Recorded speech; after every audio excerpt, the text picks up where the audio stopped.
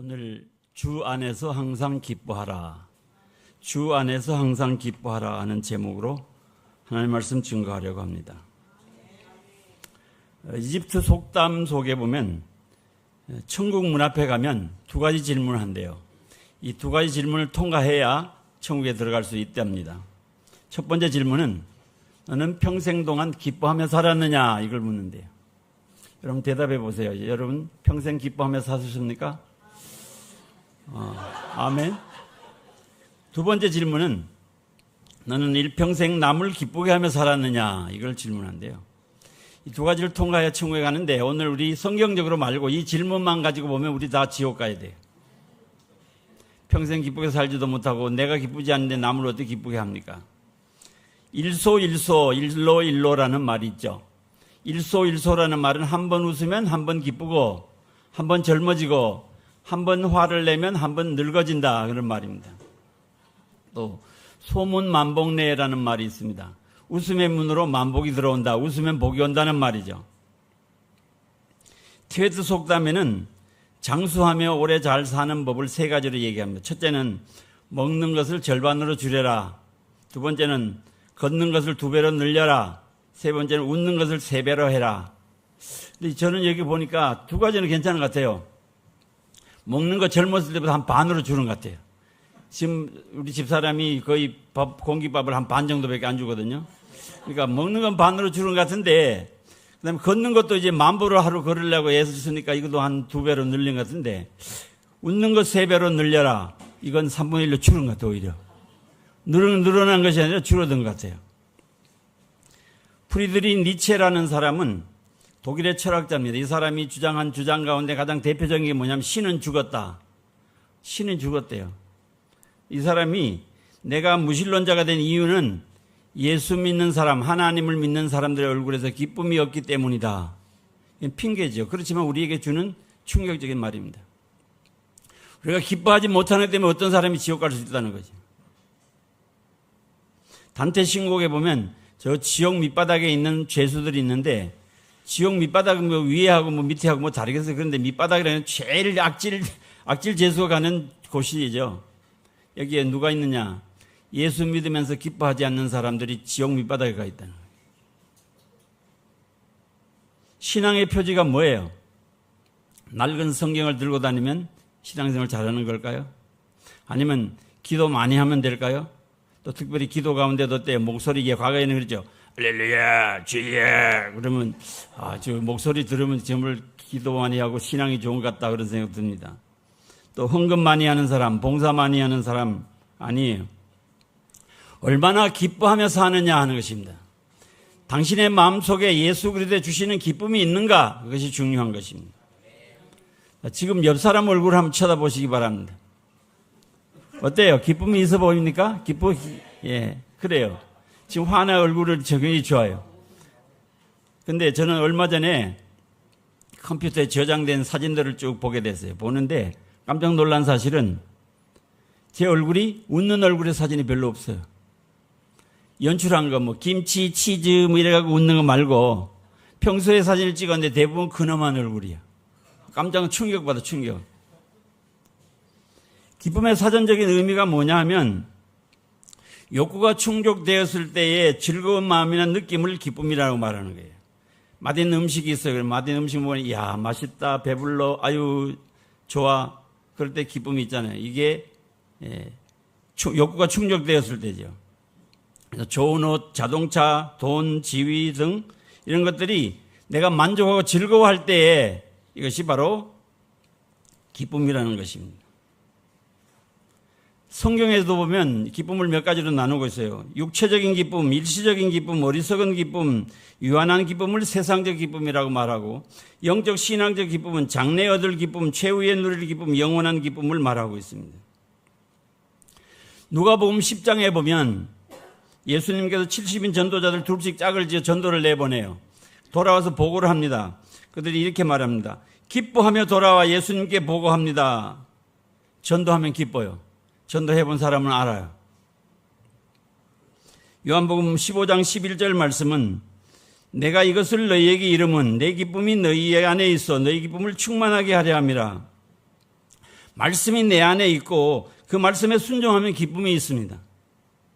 또 요한복음 16장에는 부활의 주님을 만나면 기쁘다는 거예요. 그 기쁨을 빼앗을 자가 없다고 말하고 있습니다. 또 요한복음 16장 24절 하반절에 보면 구하라 그리하면 받으리니 너희 기쁨이 충만하리라. 할렐루야. 기도하고 응답받으면 기뻐요. 이건 많은 그리스도인들이 경험하고 누리는 기쁨입니다. 마태복음 15장 11절 12절에는 보면 예수님 때문에 박해를 받으면 복이 있다. 기뻐하고 즐거워해라. 핍박받는데 박해받는데 기뻐하고 즐거워하래요. 또 사도행전 5장 41절 말씀에 보면 사도들은 그 이름을 위하여 능력받는 일에 합당한 자로 여기심을 기뻐하면서 공회를 앞을 떠나니라. 예수를 증거하고 채찍질 당했는데 그게 기쁘다는 거예요. 어떻게 기쁠 수 있습니까? 이건 누가 느낄 수 있는 기쁨이에요? 바로 참된 그리스도인만이 누릴 수 있는 기쁨인 줄로 믿습니다. 이제 본문을 중심으로 함께 은혜를 나누고자 합니다.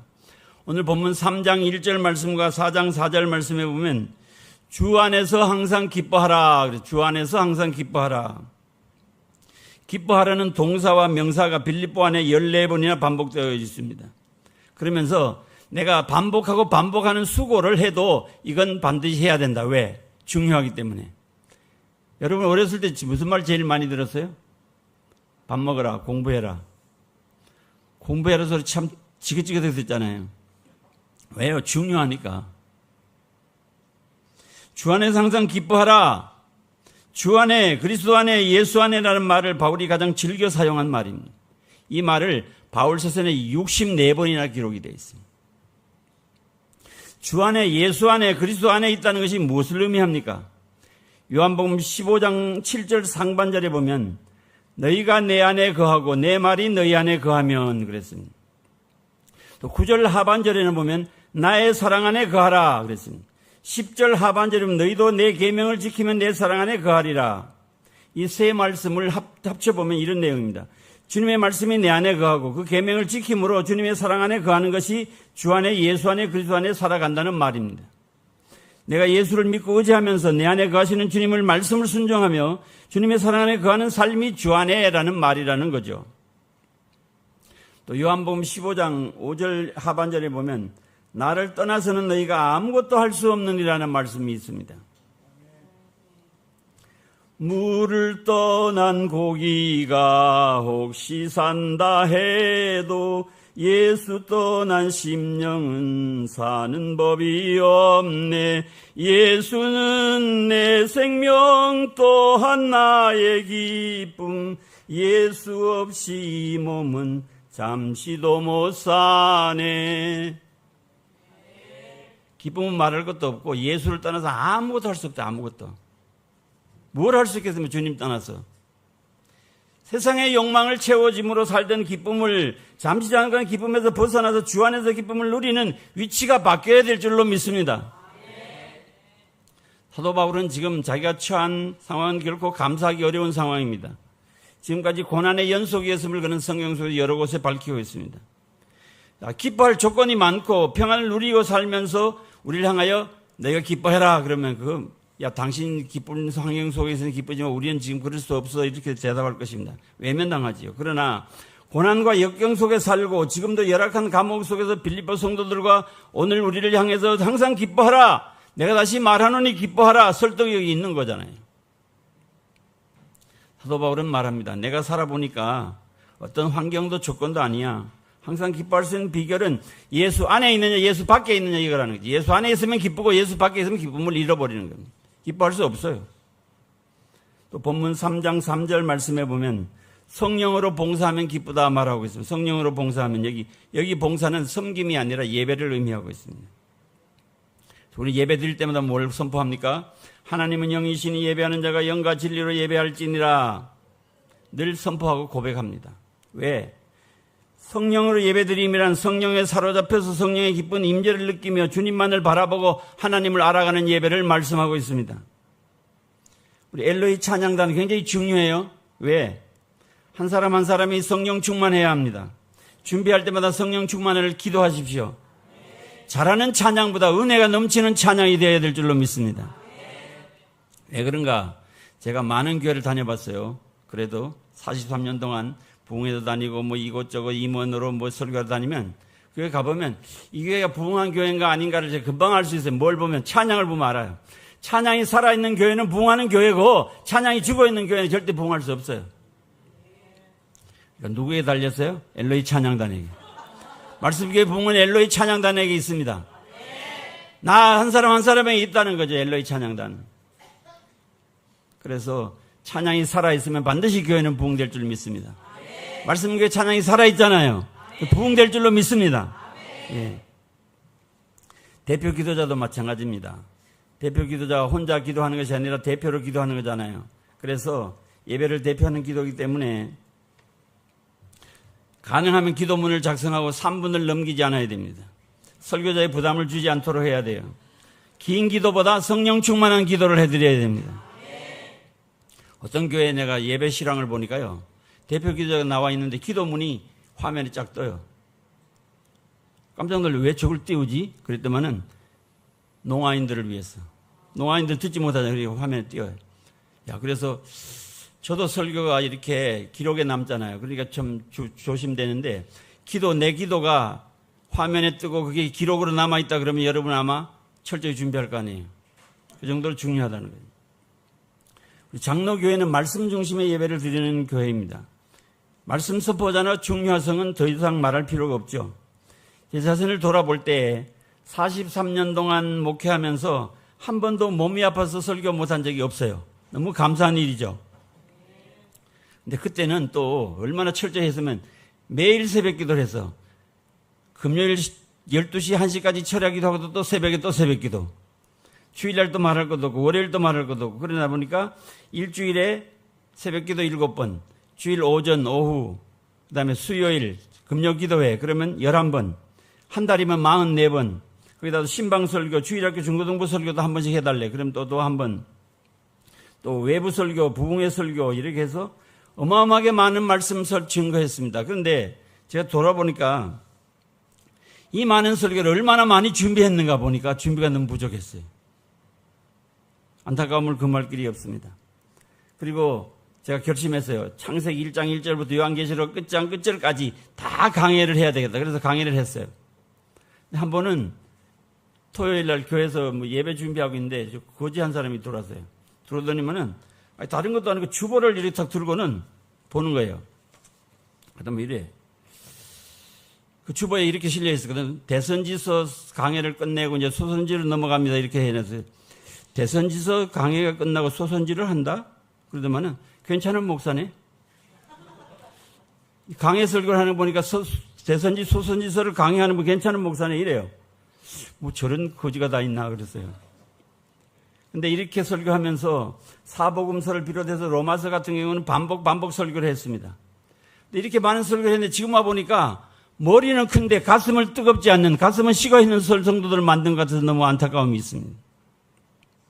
특별히 말씀교회 성도들 가슴이 뜨거워져야 돼요. 그래서 이제 가슴이 뜨거운 분들하고 만나가지고 좋은 거지. 또 본문 3장 3절 말씀 보면 그리스도 예수로 자랑하고 하는 말씀이에요. 그리스도 예수로 자랑해라. 주 안에서 예수를 자랑하면 기쁘다는 것입니다. 사도 바울은 세상에 자랑거리가 많이 있었어요. 그런데 그걸 어떻게 했냐면 갈라디아 6장 14절 상반절에 보면 내게는 우리 주 예수 그리스도의 십자가 외에 결코 자랑할 것이 없으니 없어서요? 있어요. 많아요. 근데 왜? 다 이걸 배설물로 버렸다네. 버려. 세상 자랑을 다 버리고 예수만 십자가만 자랑하는 사람이 된 거예요. 언제 자랑해요? 귀중히 여길 때 자랑해요. 반지 목걸이 왜 해요? 이거 하면 배불러요? 이거 하면 병나요? 아니에요. 귀중히 여기기 때문에 자랑해요. 보석 자랑. 내가 무엇을 자랑하느냐를 보면 내가 뭘 귀중히 여기나 알 수 있어요. 저는 지금 아마 제일 손녀들 자랑하는 것 같아요.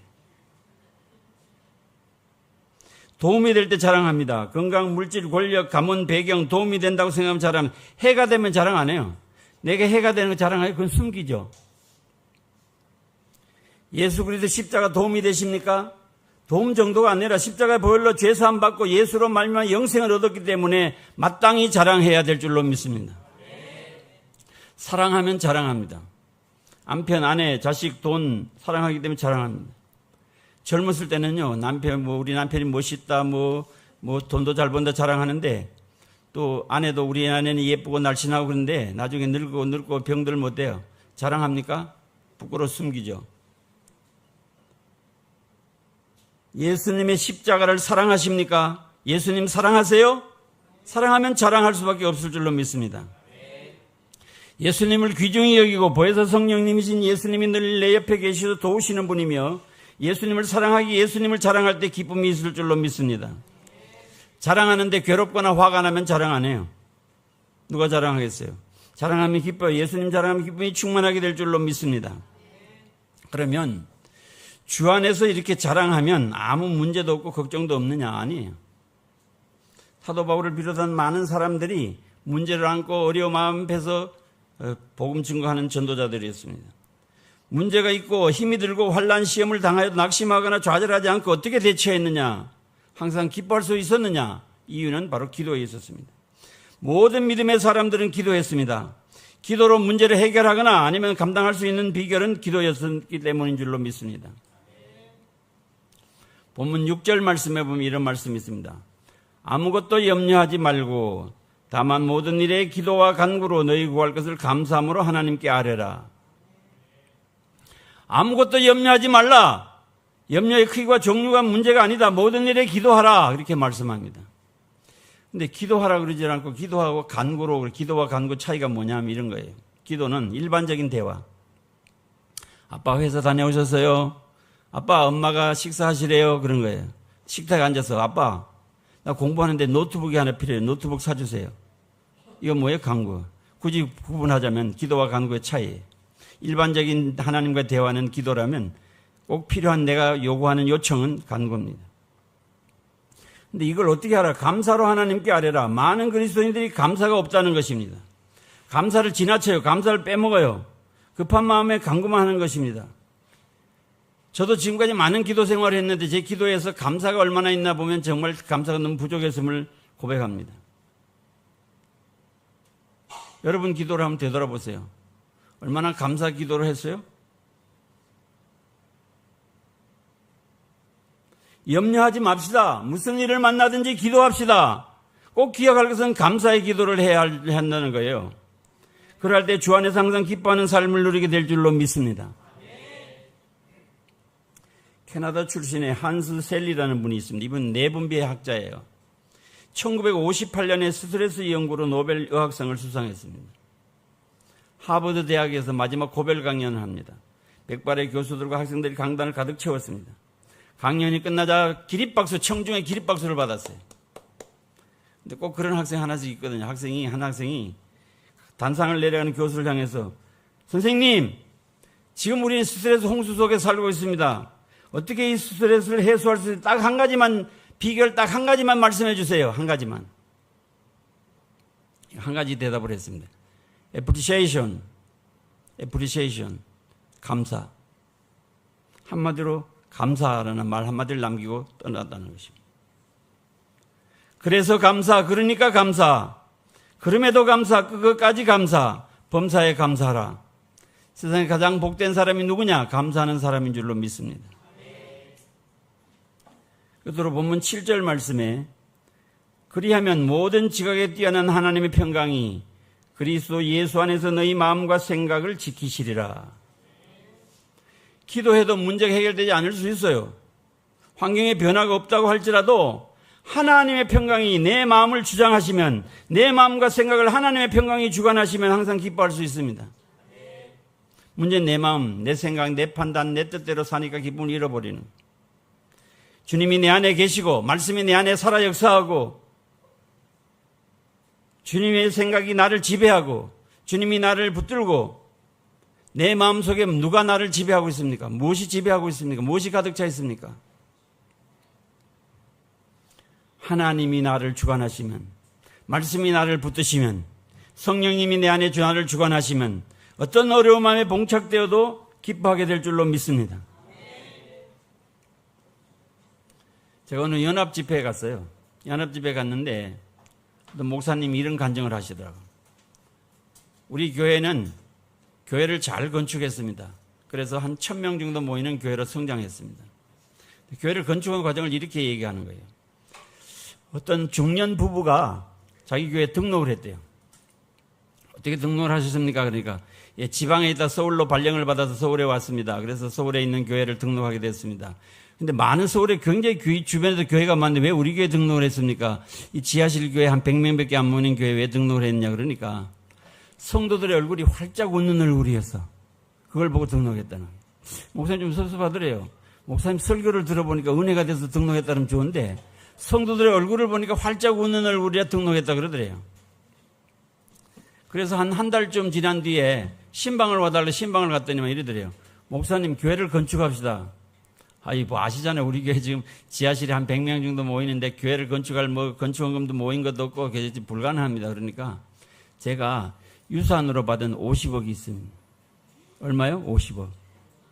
50억 이걸 헌금할 테니 이걸로 교회를 건축합시다. 그래서 교회를 건축해서 아주 굉장히 한 1000명 정도 모이는 교회로 성장했다는 거예요. 여러분, 웃는 얼굴이 얼마요? 50억. 나는 단돈 5억도 없어도 5천만 원도 없어도 내가 활짝 웃으면 50억 성도가 우리 교회 온다는 거예요. 그러므로 기뻐하고 웃고 감사하고 참 중요합니다. 주 안에 있으면 항상 기쁩니다. 성령으로 예배하면 주 안에서 항상 기쁨이 충만해요. 예수님 자랑하면 주 안에서 항상 기뻐하며 살아요. 감사의 기도를 드리면 주 안에서 항상 기쁨이 넘쳐요. 하나님의 평강이 나의 마음과 생각을 주관하시면 주 안에서 항상 기뻐할 수 있습니다. 주 안에서 항상 기뻐하는 삶을 살아가시기를 간절히 기원합니다.